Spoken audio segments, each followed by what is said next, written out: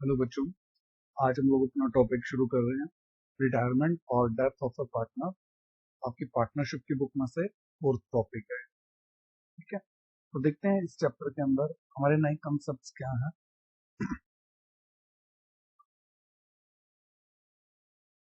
देखिए, कुछ ये फ्रैक्शनल कैलकुलेशंस हैं, ये बच्चों को जरूर आनी चाहिए, अदरवाइज काफी ज्यादा प्रॉब्लम क्रिएट करता है कि इन केस मल्टीप्लाई करना है, ऊपर वाले फैक्टर को ऊपर मल्टीप्लाई करिए, नीचे वाले फैक्टर को नीचे multiply.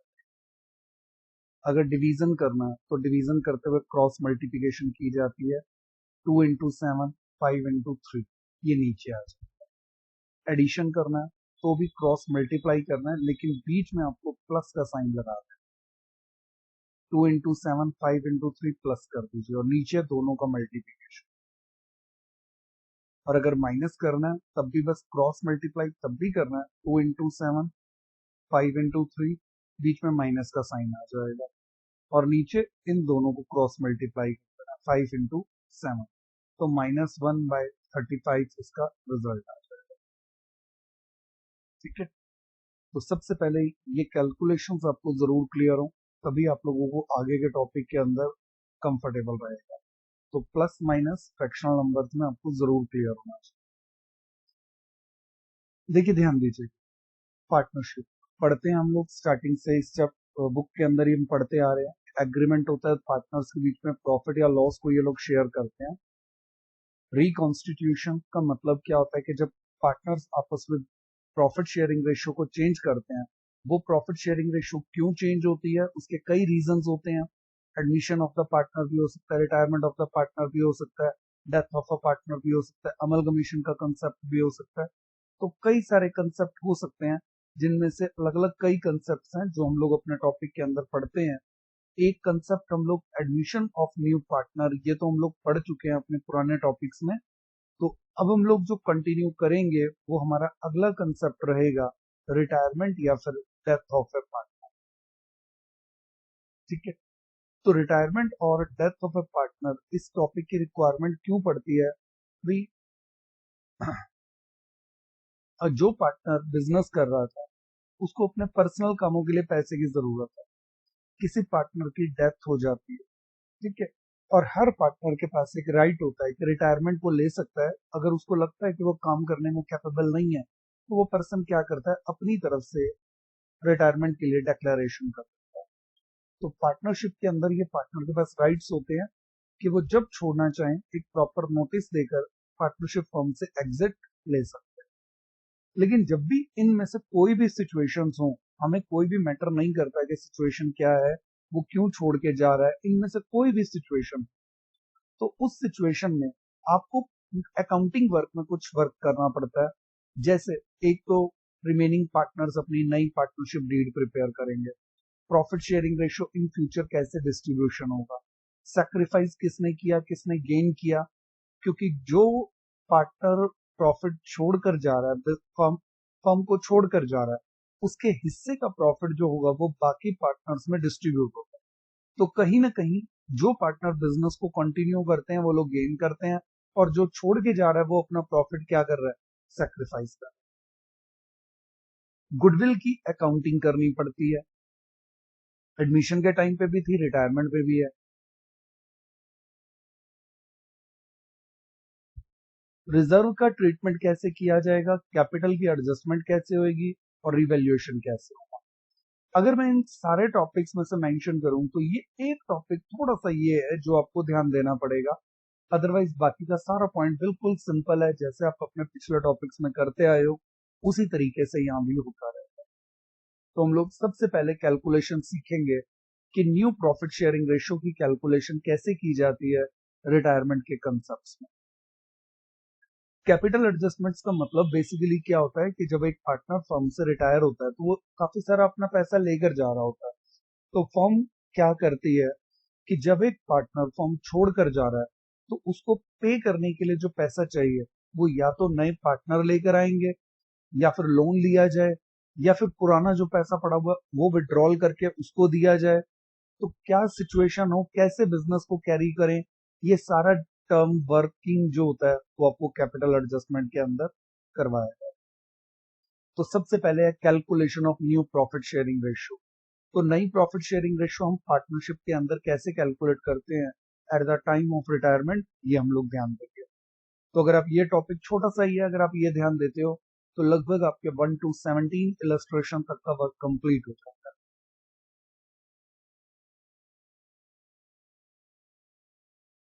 Calculation of new profit sharing ratio, जब आपको कोई इंफॉर्मेशन ना गिवन हो क्वेश्चन में, इंफॉर्मेशन किस चीज की, वो सिंपली ये बताता है कि ये पार्टनर रिटायर हो गया, दैट्स ऑल।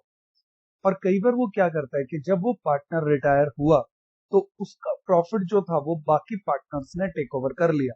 अब वो जो टेक ओवर किया वो किस रेशियो में टेक ओवर किया, वो रेशियो आपको क्वेश्चंस में गिवन होती है। तो ये दो सिचुएशंस हैं, दोनों को आपको हैंडल करना आना चाहिए। ठीक है, तो मैं आपको एक एक करके दोनों के बारे में एक्सप्लेन करूंगा। पहले फर्स्ट के बारे में हम लोग ध्यान देते हैं। No information given for the new ratios. देखिए, ये हमारे ये एक पार्टनरशिप फर्म है जिसका नाम है विमल फर्म। ठीक है, उसमें ये 3% पार्टनर्स हैं जो कि प्रॉफिट और लॉस को डिस्ट्रीब्यूशन करते हैं 3:2:1 के अंदर। तो इनने इनको एक नेम असाइन किया है XYZ। बहुत ही सिंपल कैलकुलेशन है। जब आपको क्वेश्चन में कुछ भी ना बताए, सिर्फ ये बोले कि ये पर्टिकुलर पार्टनर रिटायर हो गया, तो उस सिचुएशन में क्या होगा, आपको new profit sharing ratio calculate करनी है। अगर स्टेटमेंट ये कहती है कि एक्स हमारी पार्टनरशिप फर्म से रिटायर हो गया, अगर वो ये मेंशन करता है कि एक्स रिटायर हो गया, तो आप क्या करो, ये जो 3 की इक्वेशन दिखाई दे रही है ना, इसमें से एक्स जो है वो पहले वाला पार्टनर, इसको क्या करो, इस फर्स्ट पार्टनर को यहां से गायब। दैट्स ऑल, ये आपका आंसर है। तो वाई और जेड फ्यूचर में किस रेशियो में प्रॉफिट को डिस्ट्रीब्यूशन करेंगे, 2:1। That's all, question complete. ठीक है, इन केस के अगर वो स्टेटमेंट में ये बोलता है कि भाई नहीं, एक्स रिटायर नहीं हुआ, इसका रिटायर कौन हुआ, वाई, तो वाई रिटायर हुआ तो वाई को गायब कर दीजिए। प्रॉफिट शेयरिंग रेशियो इस बार क्या हो जाएगी, 3:1। बिल्कुल सिंपल कैलकुलेशन है।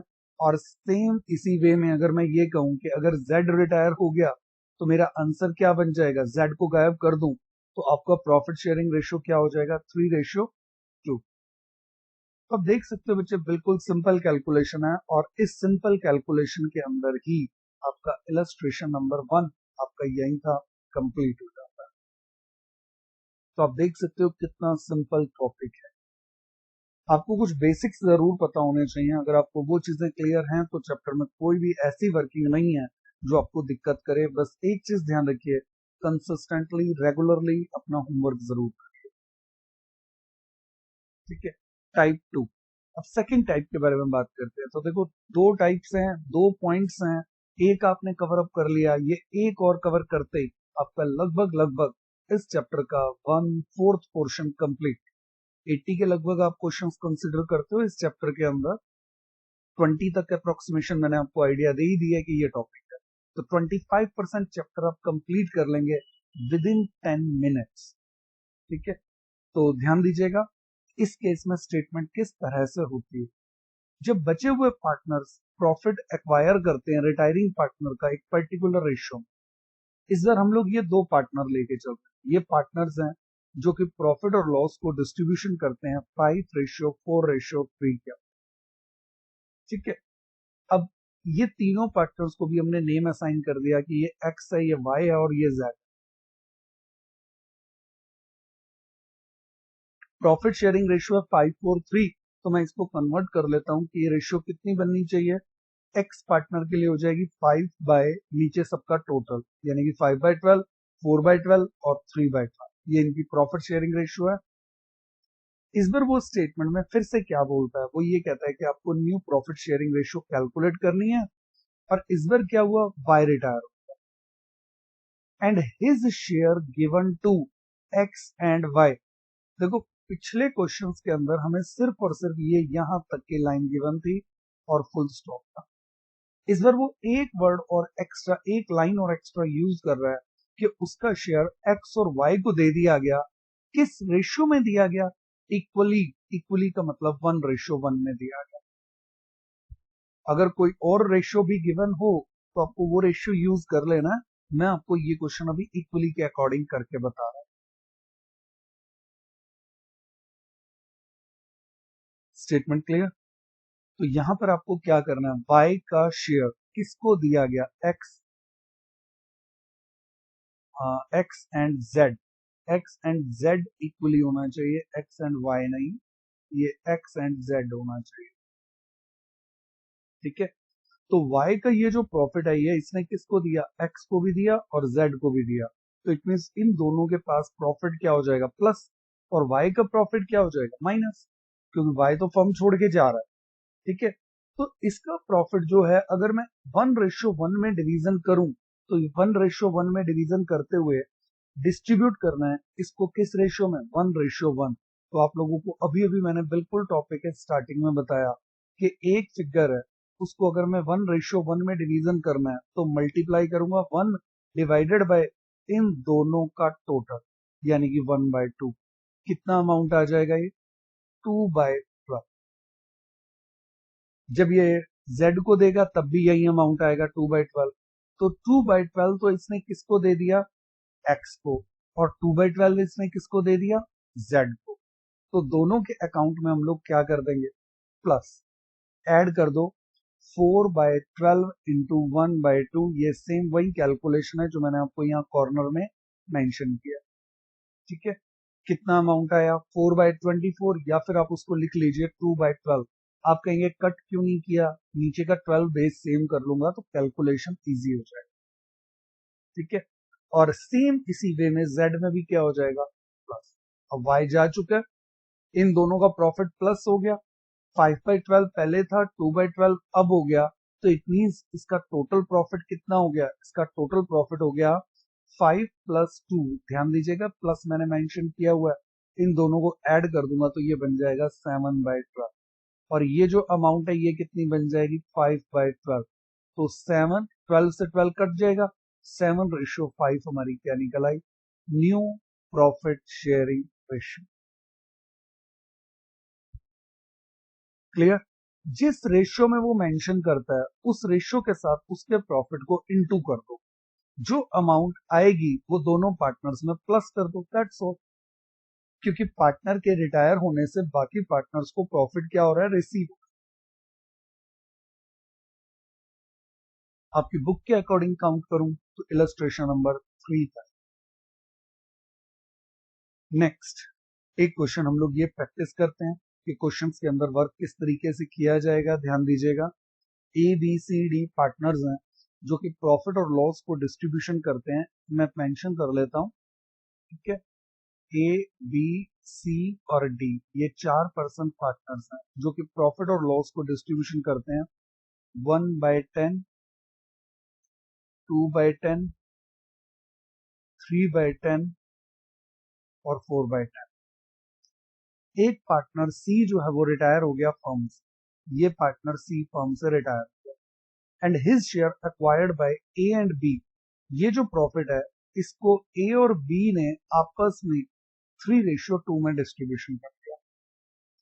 ए और बी ने डिस्ट्रीब्यूशन किया, ये ध्यान रखिएगा, डी ने नहीं लिया। आपको न्यू रेशियो निकालनी है, तो इसका मतलब डी की तो new ratio as it is ही रही 4/10। अब ये जो प्रॉफिट है इसको अगर मैं 3:2 में डिवीजन करूंगा तो ये जो ए पार्टनर है इसके अकाउंट में भी प्लस होगा और बी में भी प्लस होगा। कितना, जितना उसको प्रॉफिट मिलता था इनटू में 3/5, और जितना इसको प्रॉफिट मिलता था सी को, क्योंकि सी रिटायर हो रहा है, इनटू में कितना, 2/5। मल्टीप्लाई अब हमें करना आता ही है, ऊपर ऊपर मल्टीप्लिकेशन करेंगे, तो यहां अगर मैं इसको मल्टीप्लाई करता हूं तो ये जो वैल्यू आएगी कितनी हो जाएगी, इसको अगर मैं कैलकुलेशन करूं तो 1/10 प्लस में 9/50। अब आपको अगर एलसीएम लेना आता है तो आप उसके अकॉर्डिंग करिए, अदरवाइज मैंने आपको ट्रिक भी बताई है, उसके अकॉर्डिंग भी कर सकते हो। 50 इंटू 1 50, 10 इंटू 9 90, डिवाइडेड बाई दोनों का मल्टीप्लिकेशन, यानी कि 140/500। इन दोनों की मल्टीप्लिकेशन करके नीचे राइट डाउन करना है। नेक्स्ट अगला पार्ट, यहाँ पर अब हमें क्या करना है, 2/10 ये रफ वर्किंग है जो मैं ऊपर कर रहा हूँ, प्लस मल्टीप्लाई करूं तो कितना, 6/50। तो 6/50 अगर मैं इसके अंदर ऐड करता हूं तो सेम वही स्टेप, नीचे तो दोनों मल्टीप्लाई हो गए, ऊपर क्या करेंगे, क्रॉस मल्टीप्लिकेशन, 100 प्लस में 60। ठीक है, इससे कोई इश्यू नहीं है बच्चे, जिनको एलसीएम लेना आता है वो अपना एलसीएम लेकर 50 एलसीएम लेकर उसके तरीके से करना चाहें वो करिए, कोई इश्यू नहीं है, आंसर पे कोई इफेक्ट नहीं पड़ता। ठीक है, सी तो रिटायर हो चुका है और इसका प्रॉफिट कितना है, 4/10। यहां अगर मैं एलसीएम अगर कैलकुलेट करता हूं तो ये रेशियो मेरी कितनी बन जाएगी, 140/60 एंड रेशियो यहां आ जाएगा 200।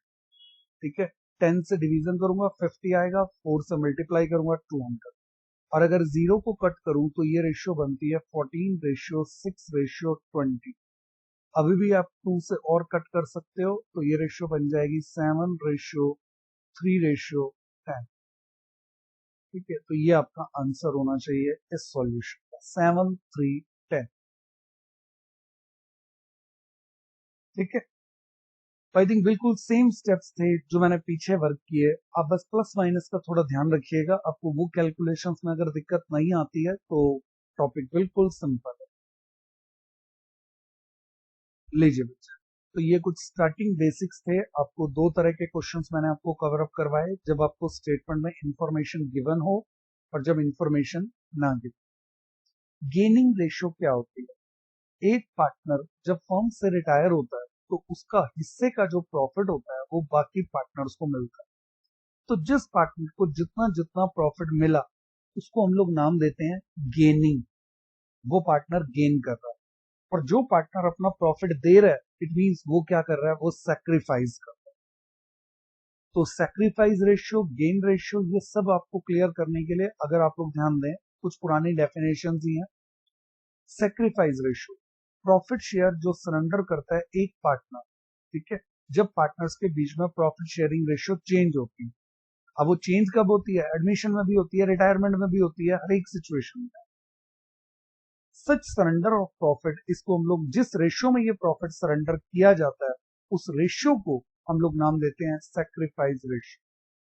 ठीक है, such ratio of surrendering profit is called sacrifice ratio. Such ratio of surrender of profit is known as sacrifice ratio. कैसे कैलकुलेट करते हैं, old ratio minus new ratio. Old ratio का मतलब जिसमें ये लोग पहले प्रॉफिट को डिस्ट्रीब्यूट करते थे, न्यू रेशियो जिसमें अब प्रॉफिट को डिस्ट्रीब्यूट किया जा रहा है। Those partner whose profit sharing ratio increase हो जाती है प्रॉफिट शेयरिंग रेशियो के चेंज होने से, ठीक है, तो जो पार्टनर का रेशियो बढ़ जाता है उसको गेनिंग पार्टनर बोलते हैं। फॉर्मूला रिवर्स हो जाता है, new ratio minus old ratio. और एक सिंपल सी बात याद भी रख सकते हो, देखो जब पार्टनर को गेन होता है तो जो प्रॉफिट है वो उसको मिल रहा है, तो न्यू वाली फिगर क्या हो जाएगी, ज्यादा, ओल्ड वाली कम होएगी। सेक्रीफाइस कर रहा है, प्रॉफिट छोड़ रहा है अपना, तो इट मीन प्रॉपरली पहले क्या हो रहा होगा, पहले ज्यादा मिल रहा होगा प्रॉफिट, अब जो है, अब क्योंकि उसने सेक्रीफाइस कर दिया नए वाला कम होगा। तो ओल्ड माइनस न्यू करेंगे तो सेक्रीफाइस है, न्यू माइनस ओल्ड करोगे तो गेनिंग है। आप एक फॉर्मूला याद रखना चाहो तो एक ही रख लो, sacrifice ratio old minus new, positive आए तो सेक्रीफाइस, नेगेटिव आए तो उसको गेन लिख देना, फिर साइन मत लगाना, बस माइनस का। ठीक है, तो ये फॉर्मूले इंपॉर्टेंट है दोनों आपके, एक और ये। क्लियर, तो अब आप लोगों को कैलकुलेट करना है सेक्रीफाइस और गेन रेशियो, लेकिन वो तो तभी निकलेगा ना जब आपको न्यू रेशियो निकालना आता हो। ये लीजिए, तो अब इसके ऊपर प्रैक्टिस करते हैं। ए बी सी पार्टनर्स हैं जो कि प्रॉफिट को डिस्ट्रीब्यूशन करते हैं 3/8, 1/2 लिखा हुआ है तो आप इसको भी 4/8 कर दो, और 1/8, ये पार्टनर्स के बीच में प्रॉफिट शेयरिंग रेशियो।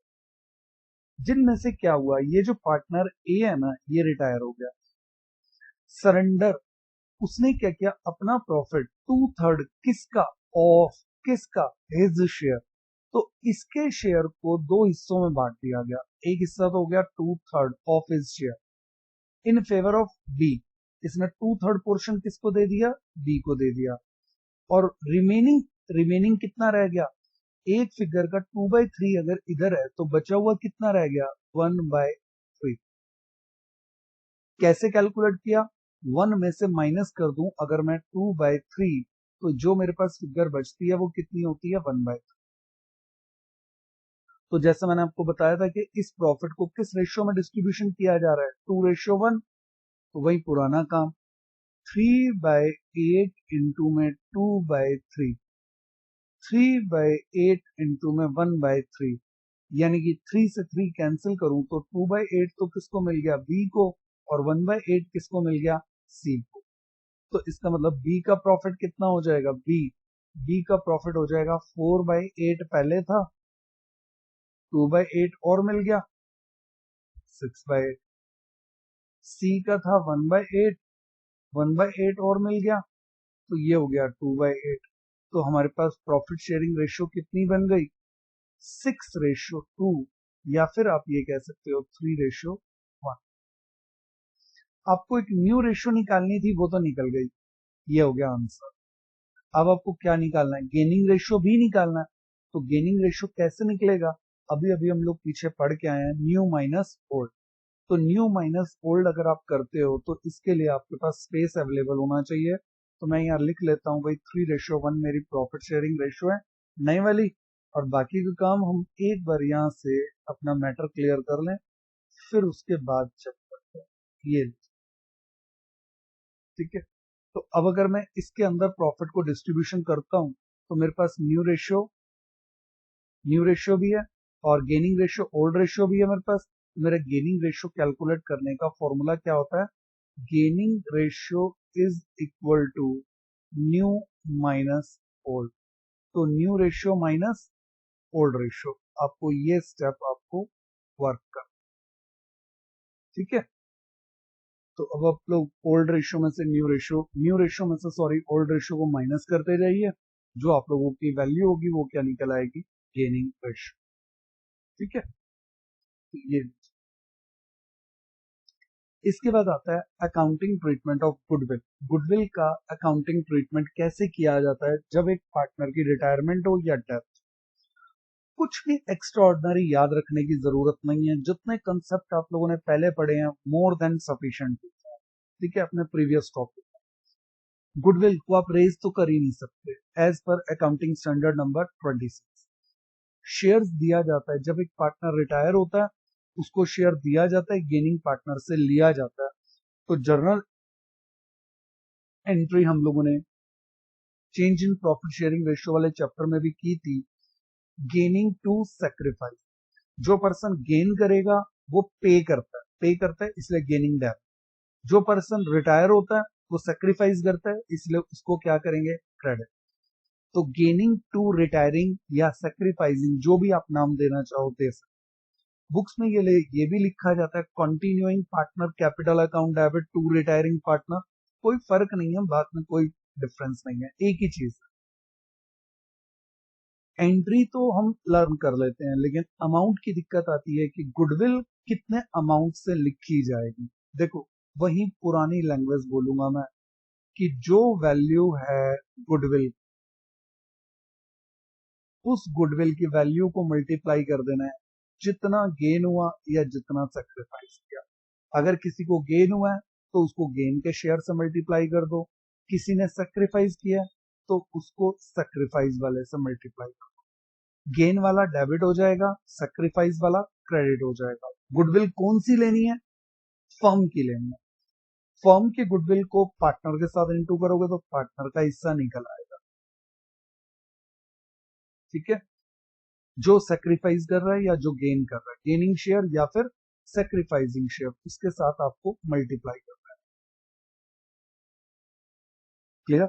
अगर आपको ये वाले पॉइंट के लेकर कोई भी डाउट है तो आप इसके लिए अपने पुराने वीडियोस में चेक कर सकते हो। सेकंड चैप्टर के वीडियो में ये सारा समझाया गया कि ये एंट्री ऐसी क्यों की जाती है, गेनिंग टू सेक्रीफाइस, ठीक है। अगर कंसेप्ट वाइज बिल्कुल क्लियरेंस चाहिए तो उस वीडियो को जरूर रेफर। अगर गुडविल पहले से ही बुक्स में अपीयर हो रही है तो ये बातें आपको लगातार टॉपिक्स में बताई गई हैं कि गुडविल को आज की डेट में बुक्स में नहीं दिखाया जाता। लेकिन अगर पुराने तरीकों में कोई पार्टनर्स पहले से ही शो करते हुए आ रहे हैं तो जब भी कोई पार्टनर रिटायर होता है तो उस गुडविल को हम राइट ऑफ कर देते हैं। राइट ऑफ करने का मतलब खत्म कर देते हैं। तो एक एसेट्स को खत्म करेंगे तो ये पार्टनर्स के लिए क्या है, लॉस। लॉस के केस में कैपिटल क्या होती है, डेबिट। तो जर्नल एंट्री क्या हो जाएगी, capital accounts of all the partners debit और टू गुडविल। कौन सी गुडविल, जो बुक्स में शो की गई थी, किस रेशियो में, ओल्ड रेशियो में, उसे खत्म कर दें। तो गुडविल जो पहले वाली दी हुई है उसको खत्म कर दो, और जो नए वाली गुडविल है उसके लिए जो पार्टनर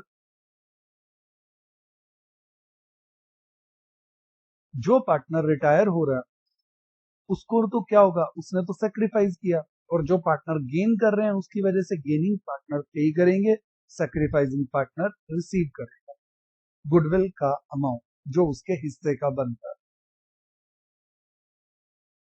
ठीक है, इसके बाद हमारे इसके न्यूमेरिकल पॉइंट्स शुरू हो जाते हैं। ठीक है, ध्यान दीजिएगा, ये पार्टनर्स हैं चार। ठीक है, दो पार्टनर इस बार फर्म से रिटायर हो रहे हैं, डिम्पल भी और कोमल भी। ये दो पार्टनर्स इस पार्टनरशिप फर्म को छोड़ के जा रहे हैं और कोई इंफॉर्मेशन गिवन नहीं है। नहीं, नीचे ये इंफॉर्मेशन गिवन है कि अपूर्वा एंड सोलोनी शेयर करेंगे फ्यूचर के अंदर प्रॉफिट 3:2। इसका मतलब मेरे को ओल्ड रेशियो भी गिवन है 2:2:1:1, और मेरे को न्यू रेशियो भी गिवन है कितनी, 3:2। क्लियर। और गुडविल, गुडविल किसकी है, गुडविल है फर्म की। ये वर्ड अंडरलाइन कर लीजिएगा, फर्म की गुडविल है। ये कितनी, 9 लाख। आपको सिर्फ गुडविल की एंट्री पास कर, तो आप लोग स्टार्टिंग क्या करेंगे, कैलकुलेशन ऑफ सेक्रीफाइस और गेन। पहला partner 2/6, 2/6, 1/6, 1/6। Old minus new, new किसका है, न्यू तो है सिर्फ अपूर्वा और सोलोनी का, 0 0। इसका मतलब इन्होंने तो क्या किया, सैक्रिफाइस। इसने क्या किया, सैक्रिफाइस। और इसने क्या किया, इसका न्यू शेयर है 3/5 और इसका है 2/5। माइनस करना, अभी अभी हम लोगों ने सीखा, क्रॉस मल्टीप्लाई। 5 × 2 10, 3 × 6 18, 10 - 18 यानी कि 8/13 नेगेटिव आ रहा है, तो इसका मतलब ये तो गेन कर रहा है। और यहां अगर मैं चेक करूं तो इसका भी क्या करेंगे, क्रॉस मल्टीप्लाई। 5 क्रॉस मल्टीप्लाई 12, तो ये भी नेगेटिव आ रहा है, तो इट मीन्स 7/30 ये भी क्या कर रहा है, गेन कर रहा है। मैंने फॉर्मूला ओल्ड माइनस न्यू लिखा, आप न्यू माइनस ओल्ड लिख लीजिएगा, तो अकॉर्डिंगली सीधा प्लस वाली वैल्यू भी आ जाएगी। उस केस में ये जो डिम्पल और कोमल है इनका नेगेटिव आएगा, तो इसको आप लोग क्या नाम दे देंगे, ये सैक्रिफाइसिंग बन जाएगा। रहना तो वही है, कंसेप्ट में तो चेंज आएगा नहीं। क्लियर। तो ये तो हमारे पास इनकी वैल्यू निकल आए। अब अगर हम लोग अमाउंट वाइज कैलकुलेट करें तो इसका मतलब हमारी एंट्री क्या बननी चाहिए, अपूर्वा और सलोनी को करूंगा मैं डेबिट,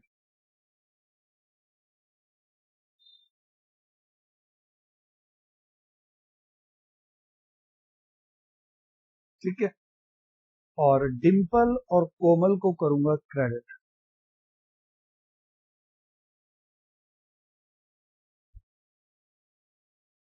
सिर्फ इनके नेम ही नहीं लिखना है, इनके आगे मेंशन भी करिएगा कौन से अकाउंट से आप लोग एडजस्टमेंट कर रहे हैं। कैपिटल अकाउंट कैसे निकालना है, अभी अभी मैंने अपनी थ्योरी में पढ़ा था पीछे कि इसके लिए क्या करते हैं हम लोग, मल्टीप्लाई कर देते हैं फर्म की गुडविल को गेन या फिर सेक्रीफाइस के साथ। तो मैं भी क्या करने वाला हूँ, गुडविल फर्म की कितनी है, 9 लाख, 9 लाख, 9 लाख, 9 लाख, मल्टीप्लाई सेक्रीफाइस और गेन। डी और के ने किया सेक्रीफाइस, ए और डी ने किया गेन, अपूर्वा और सोलोनी ने किया गेन। 8/30, 7/30, ये लीजिए, 8/30, 7/30, 2/6 1/6, ये लीजिए 2/6 1/6। आप चेक कर सकते हैं अगर डेबिट और क्रेडिट का अमाउंट अनइक्वल है तो आपकी कैलकुलेशन रॉन्ग है। चेक करते हैं, ये आ जाएगा कितना, 1,50,000 rupees, 3 lakh rupees. Total credit हो गया 4,50,000। अब डेबिट चेक कर लो कितना आ जाएगा, 2,10,000। और यहां अगर आप कैलकुलेट करोगे तो ये आ जाएगा 2,40,000। टोटल करना 450, टोटल है 450, मतलब हमारी एंट्री करेक्ट। ये है एंट्रीज का वर्क, बिल्कुल सिंपल कंसेप्ट है। बस कैलकुलेशन करते हुए आपको क्वेश्चन स्किप नहीं करने, आपने सारे क्वेश्चंस एक एक करके जो भी पार्ट्स हैं सब ट्राई करना है। रीजन, प्रैक्टिस, क्योंकि जितना आप ये प्लस माइनस मल्टीप्लाई डिवाइड्स की प्रैक्टिस करोगे आपका टॉपिक उतना स्ट्रॉन्ग होता जाएगा। ठीक है बच्चे, यहाँ तक आप अपने क्वेश्चंस को करिए अब ट्राई। अगर क्वेश्चंस में कोई प्रॉब्लम आती है तो आप मैसेज कर सकते हो, कमेंट कर सकते हो, सो दैट कि आपको उनका आंसर मिल जाए।